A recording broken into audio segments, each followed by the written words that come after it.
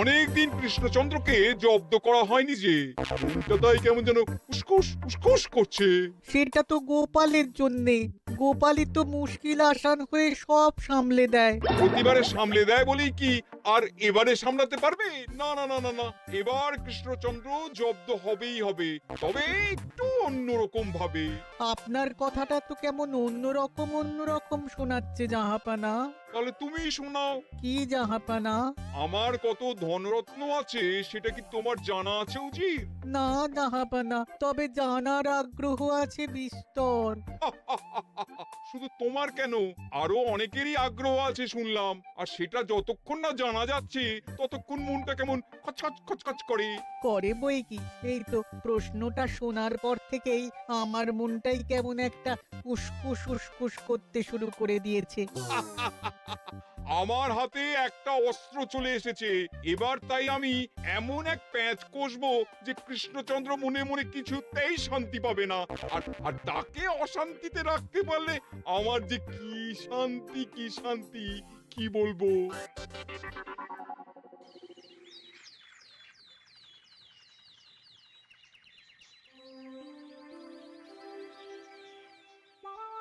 কি যে বলি, মানে এমন আমন্ত্রণ পেলে তো আর না বলা যায় না। যে আমন্ত্রণ পত্র পেয়ে আপনি এত উল্লসিত, আনন্দিত, সেই আমন্ত্রণ পত্র কার মহারাজ? আমার অনুমান এই পত্র নিশ্চয়ই নবাবের। তোমার অনুমান একেবারে সঠিক রাজ্যতীষী। উমা, তাই বুঝি আপনি এত খুশি?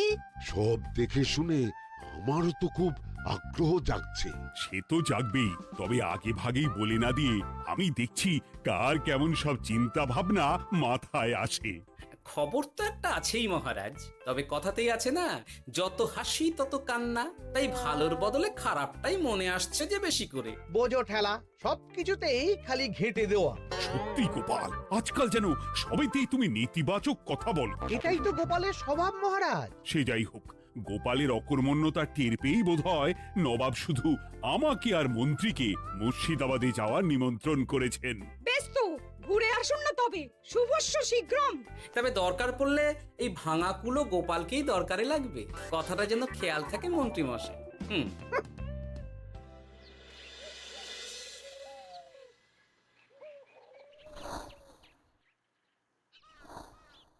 খেয়াল করেছো গিন্নি, আজকাল আমি কেমন কথায় কথায় গোপালকে চুপ করিয়ে দিচ্ছি। কেন গো, কি হলো আবার? হবে আবার কি, নবাব বাহাদুর আমাকে আর মহারাজকে নিমন্ত্রণ করেছেন তার খাস মহলে। ও শুনে যে আমার কি আনন্দ হচ্ছে।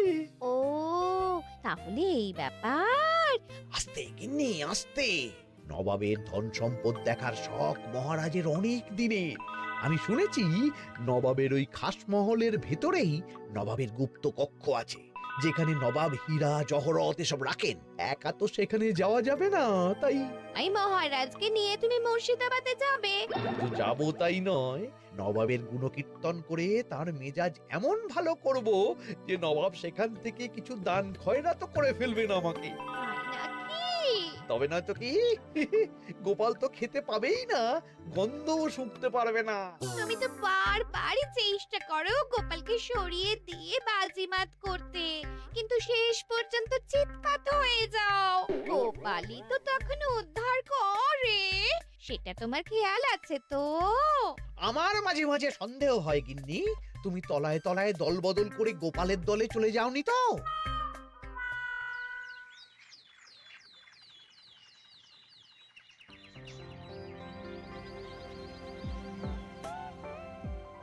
এবার বুঝলে তো দাদু, আমরা কিন্তু তোমারই দলে।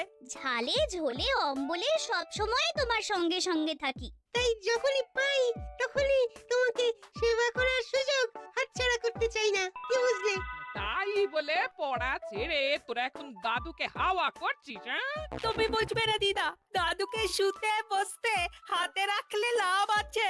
সে তো বটেই, আর তুমি বা শুয়ে আছো কেন? তোমার কি কাজকর্ম কিছু নেই?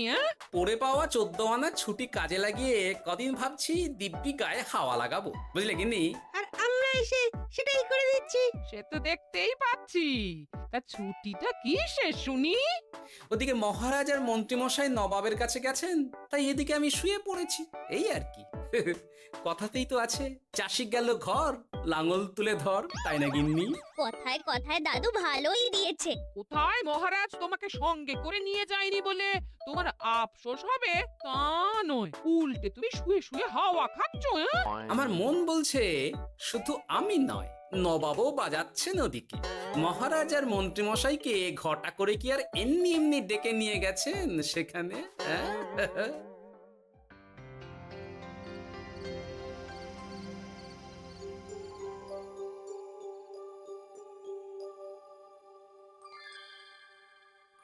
ডেকে নিয়ে এসে নবাব যে ঠিক কি করতে চাইছেন সেটাই তো বুঝতে পারছি না। অত বোঝার কি আছে মহারাজ? খাবো, শোবো আর গুপ্ত কক্ষে ঢুকে নবাবের সঞ্চয় দেখব, তাহলেই তো হবে। তাই কি আর হবে কে জানে। না না, জানতে তো আমাকে হবে। এখানে এসে তোমাদের কোনো অসুবিধা হচ্ছে কিনা সেটা আমাকে জানতে হবে না? আপনি কিচ্ছু ভাববেন না জাহাপানা, ব্যবস্থা সব করাই আছে। না না, এমনিতে কোনো অসুবিধে নেই, তবে একটা অস্বস্তি হচ্ছে বটে। আসলে মহারাজ বোধহয় মনে মনে ভাবছেন নবাব বাহাদুর নিশ্চয়ই তাকে ডেকে এনেছেন তার গুপ্ত কক্ষে কত মণিমাণিক্য ধন সম্পদ আছে সেটা দেখানোর জন্য। তাই নাকি? মানে এখানকার হিরে, সেখানকার চুনি, অমুক দেশের পান্না, তমুক দেশের মুক্ত। শুধু কি তাই, আরো কত কি। হ্যাঁ হ্যাঁ, সেগুলো যতক্ষণ না দেখতে পাচ্ছেন ততক্ষণ মহারাজ ঠিক স্বস্তি পাচ্ছেন না। এই যে কৃষ্ণচন্দ্রের যে আমার ধন সম্পদ দেখার প্রবল ইচ্ছে আছে সেটা আমার ভালো মতোই জানা আছে। তবে সবাইকে তো সবটা দেখাতে নেই, আর সবার জন্য সবটাও নয়, তাই না? তাই কি জাহাপনা? তাই গুপ্ত কক্ষের ভেতরে কি আছে সেটা না হয় না দেখাই থাক। না না, তোমরা বরং খানা পিনা করো গিয়ে, হ্যাঁ, বিশ্রাম নাও। উজিত তোমাদের খেয়াল রাখবে, কেমন? এই রে, এটা কি হলো? কি আবার হবে? তোমার পাল্লায় পড়ে মান সম্মান সব গেল। এর থেকে আমার কৃষ্ণনগরই ভালো।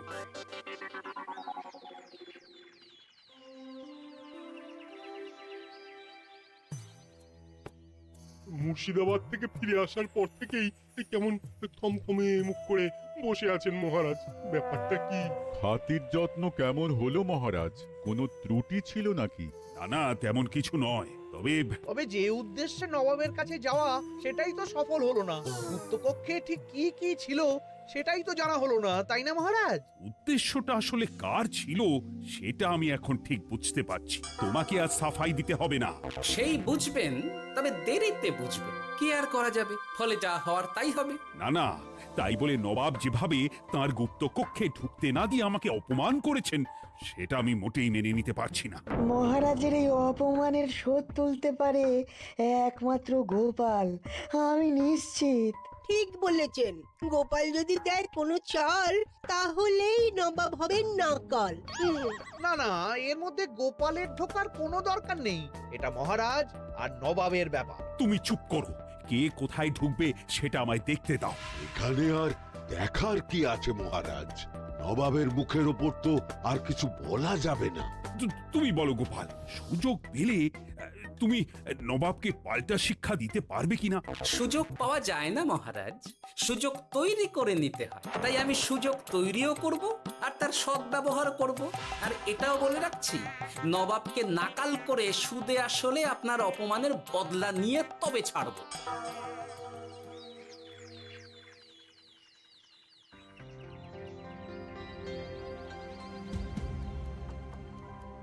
কি হলো জাহাপানা, আপনি যেমনটা চেয়েছিলেন তেমনটাই তো হলো। মহারাজ কৃষ্ণচন্দ্র মনের কথা মনেই চেপে রেখে মুখ চুন করে পালালো, তারপরেও আপনার মন ভালো নেই? না না হুজির, ঠিক জমলো না। তার উপর আবার এই বেনামি পত্র। সে কি, মহারাজ কৃষ্ণচন্দ্রকে অপমান করে তাড়িয়ে দেওয়ার পরেও জমলো না? হ্যাঁ, আর কোন পত্রের কথা বলছেন জাহাপানা? কে পাঠিয়েছে, কোথা থেকে পাঠিয়েছে কিছুই বুঝতে পারছি না। তবে দু চার কথা যা লেখা আছে এতে, তাতেই তো চোখ কপালে উঠেছে। আমার খাস মহলের ব্যবস্থাপনায় নাকি ত্রুটি আছে, অতিথি আপ্যায়নে বিস্তর গলদ। সেটা আবার 5 কান? এই না মানে 1 কান হলো কি করে? কানাকানি হোক বা না হোক, জানাজানি হতে কিন্তু দেরি নেই। নাও থালা সামলাও, এদিকে গোপালও এসে হাজির। এমনি এমনি কি আর এসেছি জাহাপনা? আসলে মহারাজ এসে আপনার খাসমহলে ছিলেন বটে, তবে যে শয্যায় মহারাজকে শুতে দেওয়া হয়েছিল সেটা ছিল অসমান আর শক্ত। তাই আমি ছুটে এসেছি আপনার এইরকম নিম্নমানের সামগ্রী আর ব্যবস্থাপনা দেখার জন্য। এখানে আবার দেখার কি আছে? সবাই তো জানে নবাবের ধন সম্পদের কথা, এবার না হয় আমি নবাবের দৈন্য দশার কথা জানাবো সবাইকে। এসব কি হচ্ছে কিছুই তো বুঝতে পারছি না। প্রথমে এই পত্র, তারপর গোপালের অভিযোগ এই মাত্র। না না না না, এই রকম হতেই পারে না। কি হতে পারে না জাহাপনা? আমার শয্যায় কোনো গলদ নেই, আর এটা শুধু তুমি চোখেই দেখবে না, একবার শুয়েও দেখবে। আজ রাতটা তুমি আমার খাস মহলেই কাটাবে, আর ওই শয্যাতেই শোবে। হ্যাঁ, এই রকম করবেন না জাহাপানা, গোপালকে বিশ্বাস নেই, কখন যে কি করে ফেলবে তখন দেখবেন মাথা চাপড়াতে হবে। তবে এটাও শুনে রাখো গোপাল, যে গুপ্ত কক্ষ আছে যেখানে হিরে জহরাত প্রসাধনী সামগ্রী ইত্যাদি প্রভৃতি রাখা আছে, তার দরজা কিন্তু কোনো মতেই খুলবে না। সত্যি কথা বলতে কি, সেই গুপ্তকক্ষ দেখার স্বাদ আমারও ছিল বটে, তবে কি আর করা যাবে, নবাব যেমন বলবেন সেটাই মেনে নিতে হবে। তবে মনটা আনচান করবে, এই আর কি। যাক, গোপালের মনের মধ্যেও অস্বস্তি ঢুকিয়ে দেয়া গেছে তাহলে। বাবা, ছুঁচ হয়ে ঢোকার সুযোগ পেয়েছি, এবার ফাল হয়ে বেরোবো।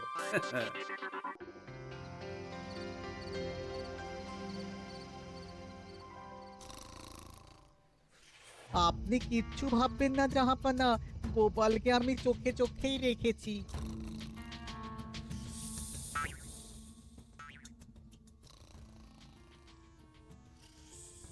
কিন্তু দেখে তো মনে হচ্ছে গোপালের শুতে কোনো অসুবিধা হচ্ছে। তা কি করে হয় জাহাপানা? অবশ্য কায়দা করে গোপালের মনে যে গুপ্ত কক্ষের ভাবনা ঢুকিয়ে দিয়েছেন, হতে পারে তার জন্যই সে আনতে